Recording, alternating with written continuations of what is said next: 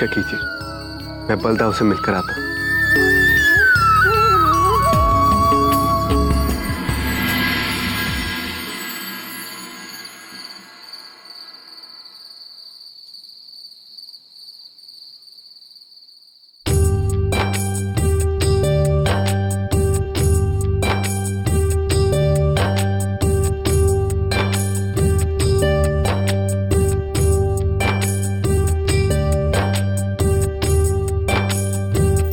प्रणाम दाऊ।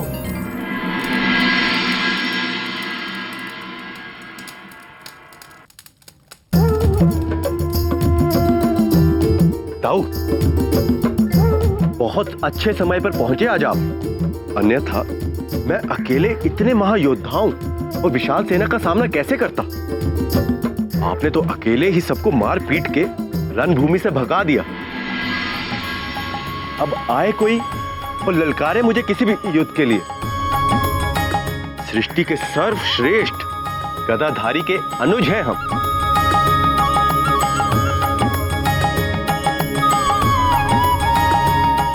भिड़वा देंगे आपसे।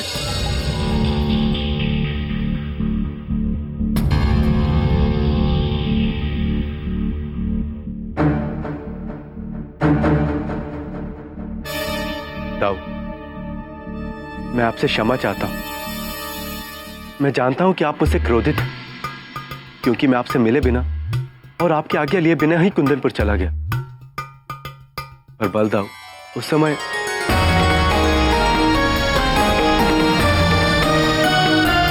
बलदाऊ, ये मेरी आंखों का भ्रम है या आप सच में मुस्कुरा रहे हैं? कान्हा, हम तुमसे क्रोधित नहीं है कान्हा, बल्कि हम तो तुमसे बहुत प्रसन्न हैं कि तुमने इतना विरोचित कार्य किया। एक स्त्री ने तुम्हें सहायता के लिए बुलाया और तुम उसकी सहायता के लिए चले गए,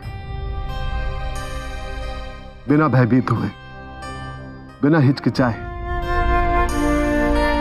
पूरी सेना के बीच में से राजकुमारी रुक्मिणी का हरण करके ले आए। कान्हा, ये तो एक सच्चा क्षत्रिय ही कर सकता है।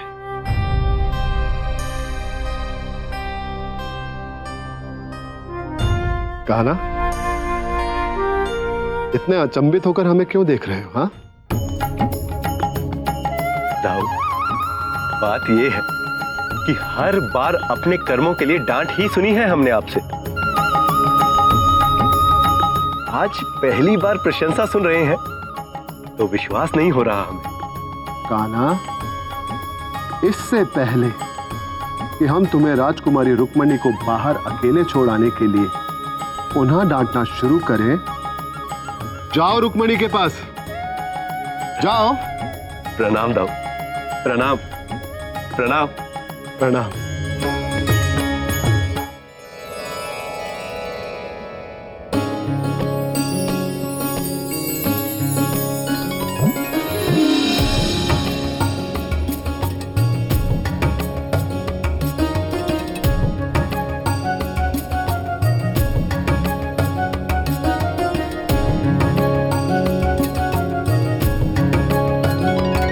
आपके मुख पर इतनी लज्जा क्यों? आपको तो प्रसन्न होना चाहिए कि हमने आपका प्रेम स्वीकार कर लिया। यदि और विलंब करती तो अब तक हमारी भाभी हमें किसी और के साथ बांध चुकी होती।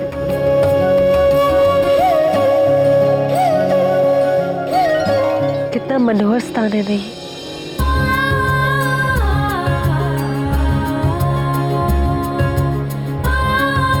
यह भी तो हो सकता है कि आपके साथ से इस स्थान की सुंदरता बढ़ गई।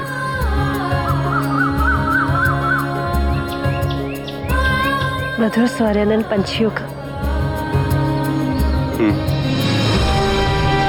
जैसे कोई इस रात में संगीत बिखेर कर इसकी शोभा बढ़ा रहा।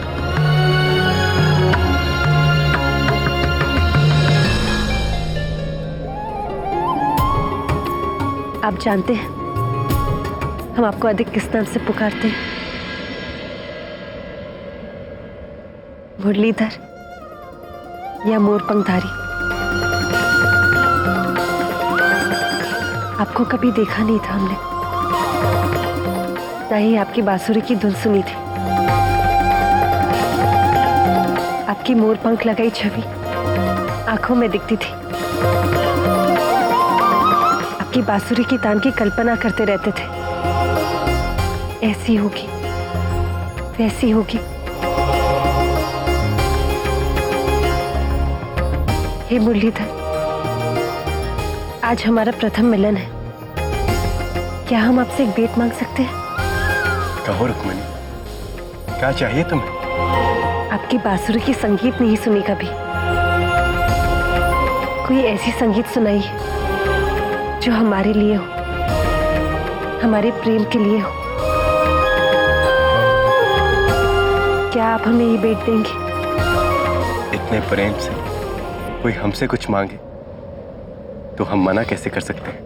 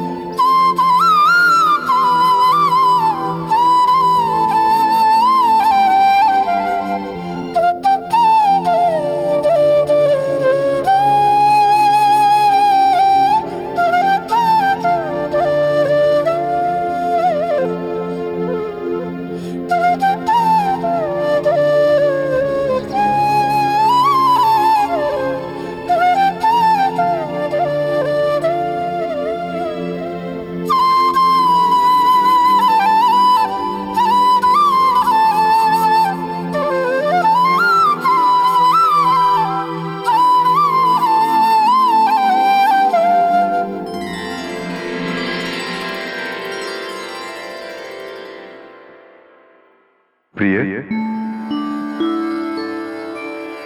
किस सोच में इतनी भावुक हो रही हैं आप? मृत्यु लोक में आपसे मिलने का सुख है प्रभु, जो हमारे हृदय को भाव विभोर कर रहा है। अंततः आपने हमारे रूप का उद्धार कर ही दी। आपने स्वयं भीष्म को यह वरदान दिया था प्रिय।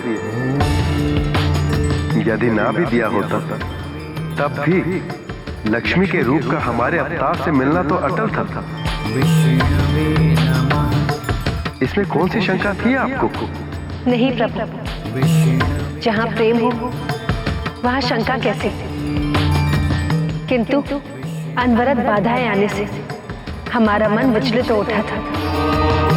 देवी, इस ब्रह्मांड का नियम जिस तरह से सूर्य का उगना अंतिम सत्य है,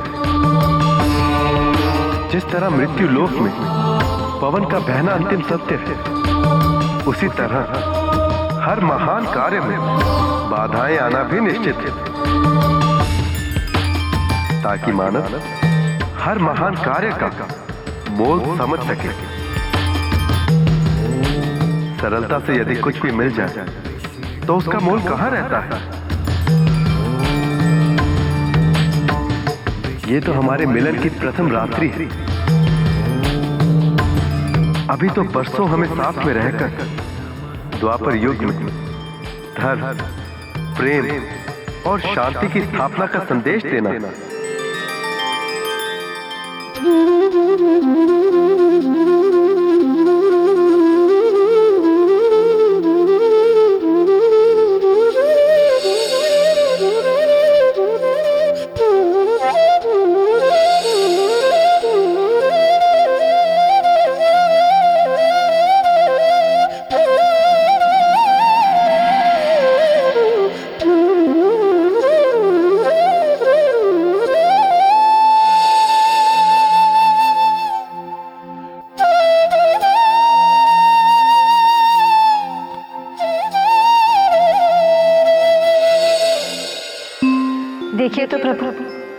भगवान श्री कृष्ण और रुक्मिणी के इस मिलन की पवित्र घड़ी का आनंद लेने के लिए सारे देवी देवता उपस्थित हुए हैं।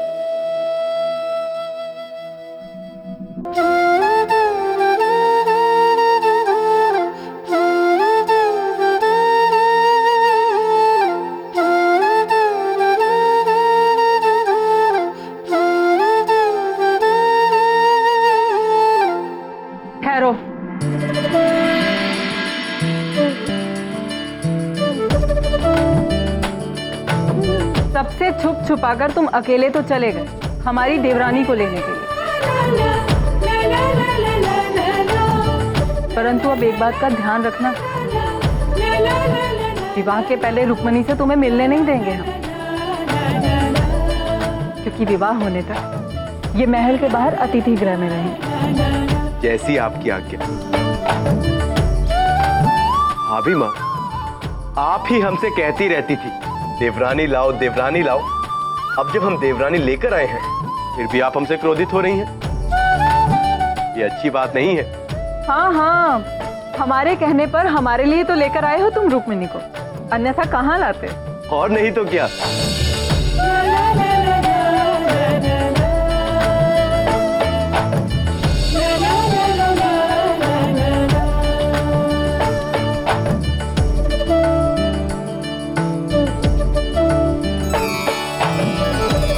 ईश्वर तुम दोनों को सदा प्रसन्न रखे। क्रोध तो वास्तव में बहुत आया था तुम पर कि तुमने इतनी बड़ी बात हमसे छुपाई, हमें भी नहीं बताया, और हम तो यही सोचे बैठे कि जीवन भर कभी तुमसे बात ही नहीं करें। फिर तुम बजाते रहते अपनी मुरली, हम तो कभी नहीं पिघलते। पर क्या करें, तुम द्वारका के लिए इतनी सुंदर कुलवधू लेकर आए कि पुरस्कार में तुम्हें क्षमा किया। अब आप चलिए हमारे साथ, आपको किसी से मिलवाना है। चलिए चलिए।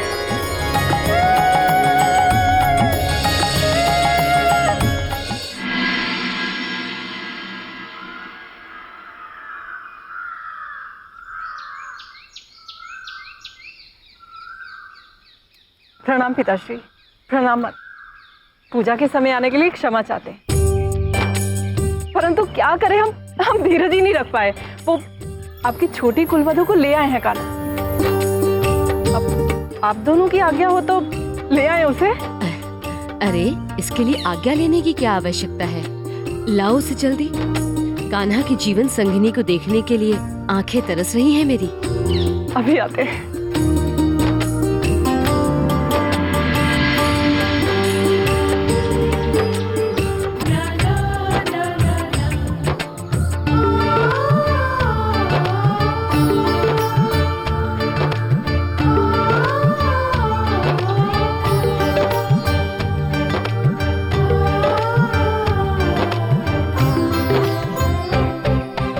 सौभाग्यवती भव।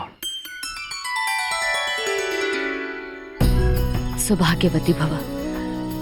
सुंदर, अति सुंदर रुक्मिणी, द्वारका की छोटी कुलवधू का द्वारका नगरी में स्वागत है। बेटी, भले ही हम कृष्णा की माँ हैं, किंतु हम एक स्त्री भी हैं, और इस नाते हर स्त्री की मान की रक्षा हमारा सहधर्म है। हमारा बेटा तुम्हें तुम्हारी इच्छा के बिना बलपूर्वक तो नहीं लाया ना? अपने कान्हा पर विश्वास है, किंतु तुमसे सुनना आवश्यक है।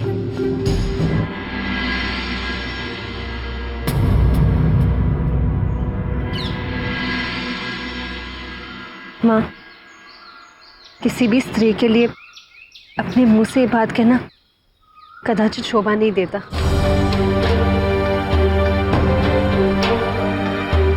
पर यहाँ एक माँ ने अपने पुत्र पर सवाल किया है, अतः ये हम आपसे कह रहे हैं। माँ, ये हमारा सौभाग्य है कि हमारा प्रेम निवेदन स्वीकार कर आपके पुत्र ने हमारा हरण किया।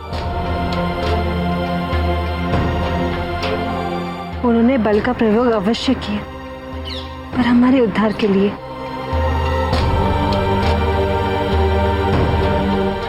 माँ, हम आपसे क्षमा चाहते हैं कि सारी लज्जा छोड़ हमें आपसे ये सब कहना पड़ा,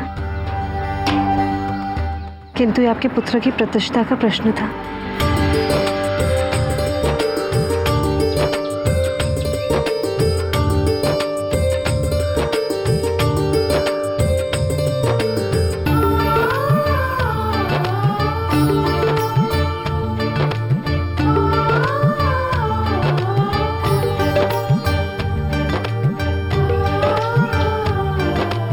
बहुत प्रसन्नता हुई बेटी कि हमारे कृष्णा की प्रतिष्ठा को तुमने अपनी प्रतिष्ठा मान ली है।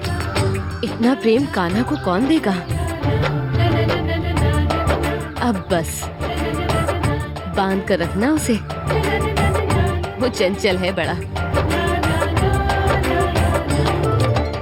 प्रणाम पिताजी।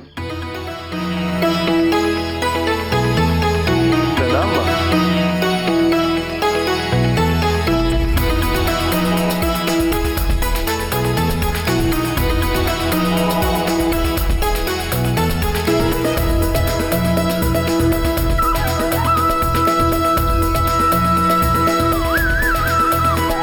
माते, किसे बांधने की बात हो रही थी यहाँ पर?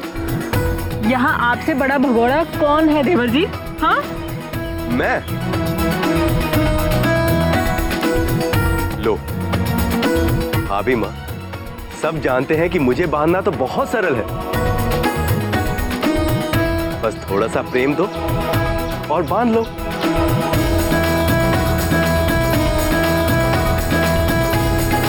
और उसके बाद मीठी मीठी बातें करो और सबको छल के भाग लो, है ना कृष्णा? ताऊ। पुत्र बलराम, परसों बड़ा ही शुभ मुहूर्त है और हम कृष्ण और रुक्मिणी का विवाह परसों बड़े धूमधाम से करेंगे।